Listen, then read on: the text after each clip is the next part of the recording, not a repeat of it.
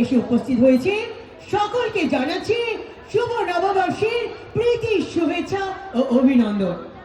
আমরা আমাদের মাঝে পেয়েছি সুবীর দাকে, আমরা পেয়েছি অরূপাদিকে, আমরা পেয়েছি মাধবীদিকে, মহিলা মোর্চার সভানেত্রী, আমরা পেয়েছি বেবিদিকে, আমরা পেয়েছি রাজ্যের সম্পাদিকা শিপ্রাদি মহাশয়াকে।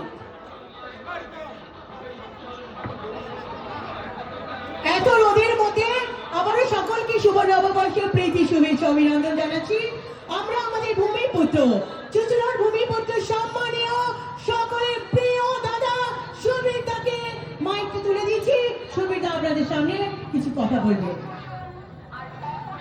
সকলকে শুভ নববর্ষের প্রীতি ও শুভেচ্ছা জানাই। আমাদের এখানে আজকে এই মঞ্চে স্মৃতি ইরানি দিদির আসবার কথা ছিল, তিনি বিপুলপাতি অবধি আমাদের সাথে ছিলেন, কিন্তু তার 11:30টায় আরেকটা কার্যক্রম থাকার জন্য আমাদেরও শুরু করতে, যেহেতু পয়লা বৈশাখ মায়েদের বাড়ির পুজো ছেড়ে একটু সময় লেগেছে আসতে, তাই দিদি বিপুলপাতি অবধি থেকে স্মৃতি ইরানি দিদি কলকাতার উদ্দেশ্যে রওনা হয়েছে।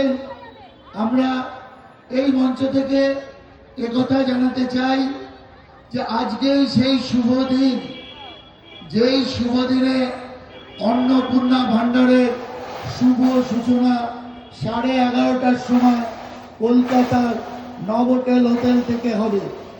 আর সেই সূচনা করবেন সম্মানীয় প্রাক্তন মন্ত্রী স্মৃতি ইরানি মহাশয়া।